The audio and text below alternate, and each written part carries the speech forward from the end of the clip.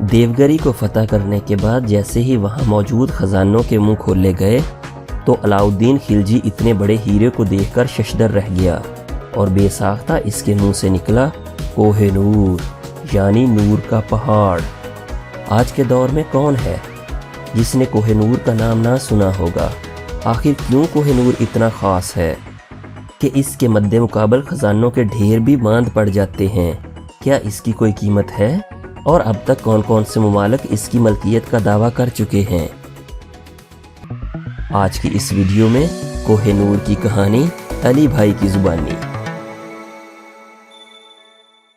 علاؤالدین خلجی ایک نیک نام مسلمان حکمران گزرا ہے۔ 35 برس حکمرانی کی۔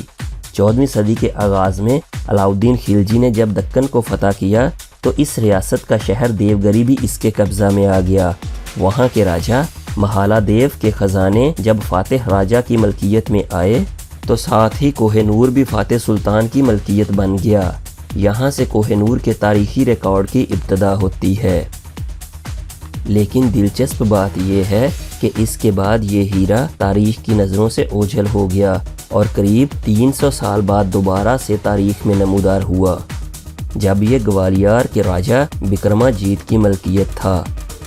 لیکن 1526 میں پانی پت کی لڑائی کے دوران سلطان ابراہیم لودھی اور بکرماجیت مغل بادشاہ بابر کے ہاتھوں شکست فاش ہوئے تو آگرہ کے شاہی خزانوں کے ساتھ ساتھ کوہ نور مغل بادشاہوں کی ملکیت ہو گیا۔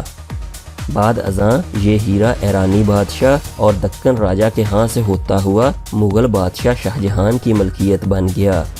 شاہ جہان کی موت کے بعد یہ ہیرا اس کے بیٹے اورنگزیب کے پاس آ گیا۔ 18ویں صدی کے وسط میں نادر شاہ درانی نے ہندوستان کو فتح کیا تو یہ ہیرا نادر شاہ کی ملکیت ٹھہرا۔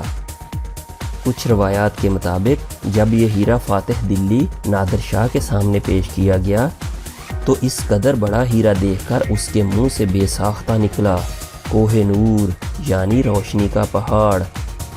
اب اس ہیرے کا یہ نام علاؤالدین خلجی نے دیا یا نادر شاہ نے، اس کے بارے میں کوئی مصدقہ ثبوت نہیں ہے۔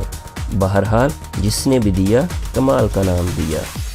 خیر، نادر شاہ کے بعد احمد شاہ ابدالی کے پاس سے ہوتا ہوا زمان شاہ اور پھر محمود شاہ کی ملکیت ہونے کے بعد شاہ شجاع کی ملکیت ہو گیا۔ شاہ شجاع سے اس کی جان بچانے کے عوض یہ ہیرا رنجیت سنگھ نے طلب کر لیا۔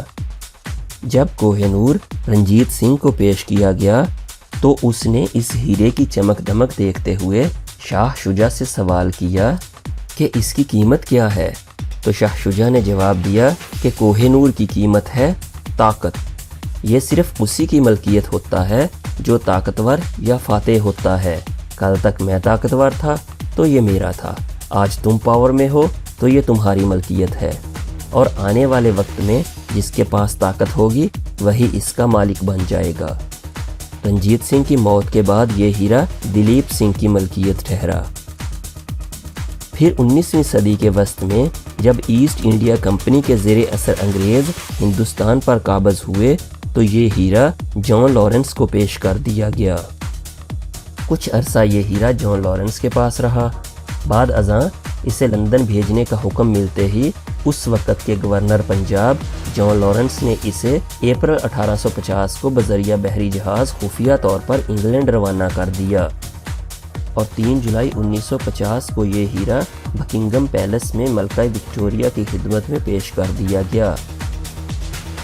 بعد ازاں اس کی تراش کے بعد اسے تاج برطانیہ کی زینت بنا دیا گیا۔